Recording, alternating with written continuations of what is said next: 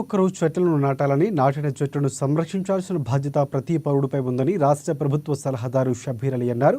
75వ వన మహోత్సవం పచ్చదనం స్వచ్ఛదనం కార్యక్రమాన్ని కామారెడ్డి పట్టణంలోని మున్సిపల్ కార్యాలయం వద్ద జెండా ఊపి ప్రారంభించారు. భవిష్యత్తు తరాలకు మంచి ఆక్సిజన్ అందాలంటే ప్రతి ఒక్కరూ చెట్లను నాటాలని సూచించారు. గత బీఆర్ఎస్ పార్టీ ప్రభుత్వంలో నాటిన చెట్లను సంరక్షించలేదని, కామారెడ్డి పట్టణానికి ప్రత్యేక నిధుల ద్వారా 240 కోట్ల రూపాయలతో జలాల్పూర్ నుంచి మల్లన్న గుట్ట వరకు త్రాగునీరు, పైప్లైన్ల కొరకు నిధులు మంజూరైనవని చెప్పారు. ఆయన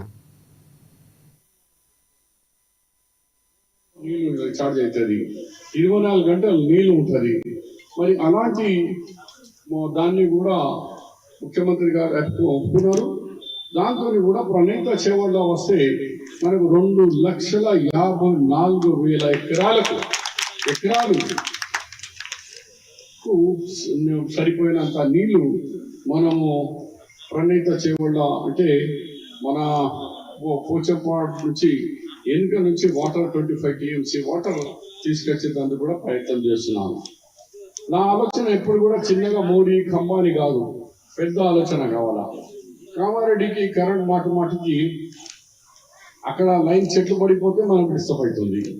ఎక్కడైనా పశువు మన ఇతర కారణాల వల్ల ఇంటరప్షన్ అయితే మనకు పోతుంది. అట్లా పోకుండా కామారెడ్డికి ఒక డెడికేషన్ 133 సబ్ స్టేషన్ 33/11 అది సబ్ స్టేషన్ అందరినీ 220లోనే ఇక్కడ స్థలం లేదు కాబట్టి అక్కడిని ఇచ్చి ఓన్లీ కామారెడ్డి టౌన్కి ఆ స్టేషన్ ఉంటే ఇక మీకు కరెంట్ సమస్య ఊకే ఇంటరప్షన్ కాదు. గ్రామాల్లో ఒకవేళ తుఫాన్ గాలి వచ్చి అక్కడ